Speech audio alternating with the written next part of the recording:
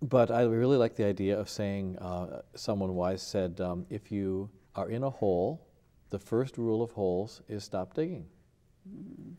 And so when we do a debt management plan at our Lutheran Social Service, when people sign up for that to get help with credit cards, the first rule is they have to stop using credit cards. We'll help them budget for savings, like we talked about, or to be prepared for other options, but you can't get out of a hole when you're still digging. You know what I hear, though, from so many young people is that they're living so close to what they're making.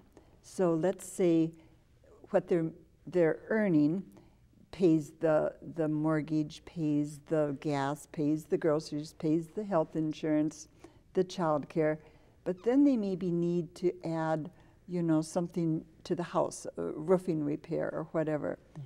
There's where they then get into using the credit card. That's correct. And it's not sort of, it's often not an option. Well, it's always an option. Our grandparents would look at that as a kind of a craziness. Grandparents would say, you make do.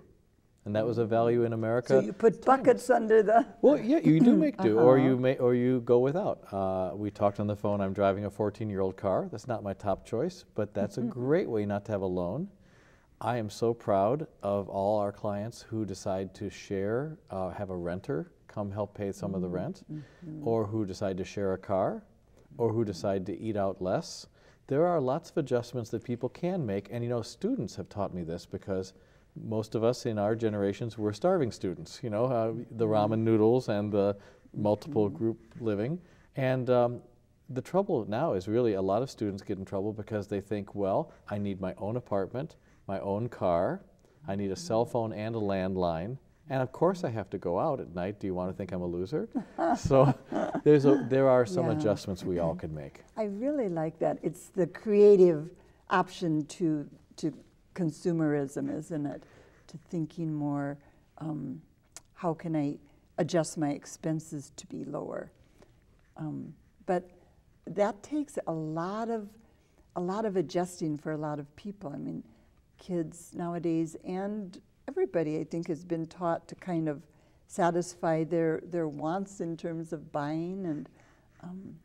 Well, my friend Joe's 80-year-old mom said, that creme brulee was great. You know, these are very fatty, sugary, delicious things. Right. That creme brulee was great. I'll have another. And I think, well, we all want another. But at another level, we all want freedom. And so what we trade is, you know, if everyone does want everything, and we all would love that, but we negotiate with reality. And in our budget counseling, there's no judgment, but there is an honest conversation about what might you trade off so that you feel less anxious and more in control of your finances and happier. You know, more is not always happier. Sometimes people in a 3,000 square foot house find themselves forced into a 1,000 square foot apartment because of foreclosure, and oddly they report that they're closer as a family afterwards. Isn't that funny? You'd think that's just pure loss, but it's loss that can turn into an opportunity.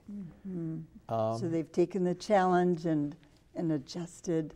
Yeah, that psychologically, I think that's so interesting. And may I say, too, that I think this is an American value. I think thriftiness and making do and necessity as the mother of invention, these are pure all-American values. And that this overconsumption is not an American value, it's a mass market value. That's been kind of foisted on us. It's really foisted in the sense of a million commercial imprints. So having real conversations with each other in this relationship level is the way that people ought to be doing finances, not taking their cues from just more is better. From the advertising media world. I like that. You talked about bankruptcy.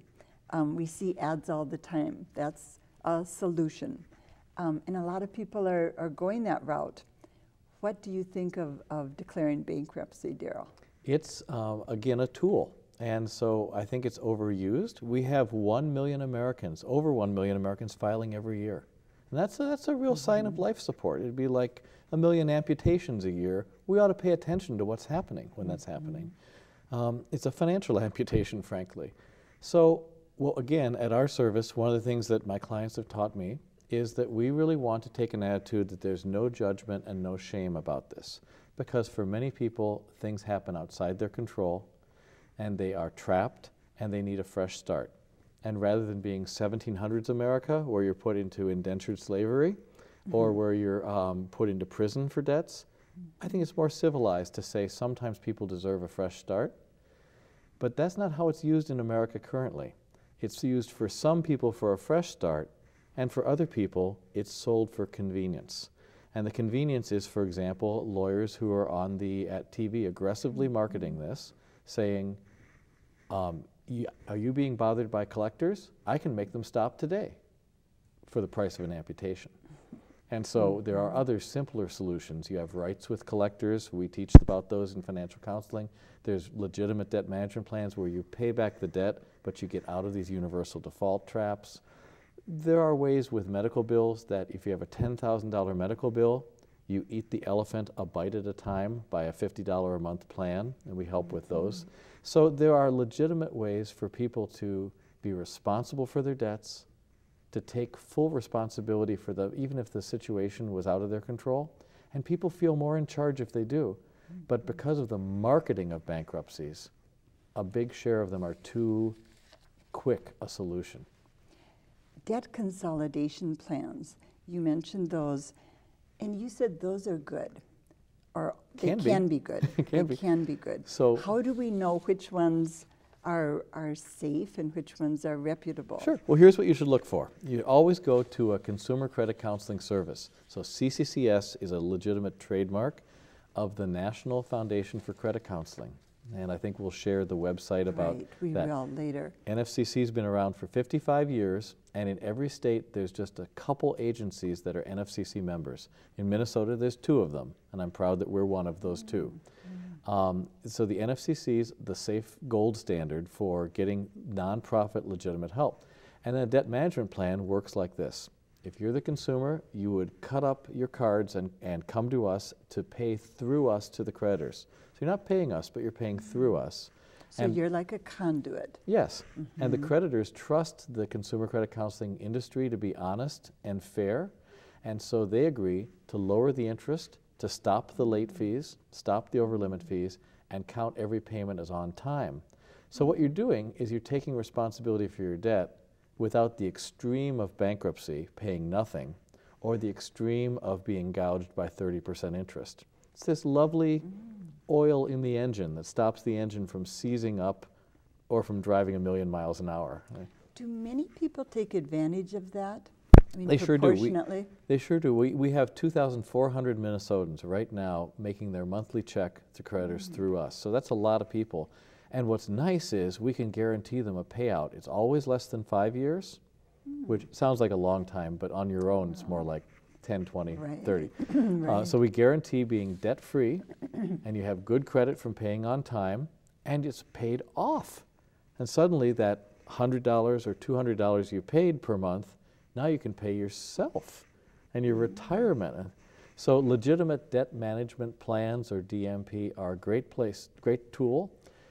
But you have to get them at a reputable place, and that's through the NFCC. And we will give you a resource to check on that at the end of the show. And with this kind of a good plan, can you consolidate all kinds of debts, ranging from medical bills to mortgage payments to... Oh, great question. I mean, or are there just certain... Great question. It's all unsecured debt. So it's credit card debt is the primary debt in America. It's what drives people into budget counseling a lot, to being out of control with that. And medical bills can be included, and some other things like old utility bills. But we wouldn't include car or home loans, because the creditors would simply take back your car or home if you don't pay them just the way they want. Okay. So it's unsecured, unattached to things. Okay, that's good to know. The mark of a legitimate consumer credit agency is we would see the real person in front of us, offer them a debt management plan that would help them for these things, and also coach them how to be in charge of those things. So it's a holistic plan.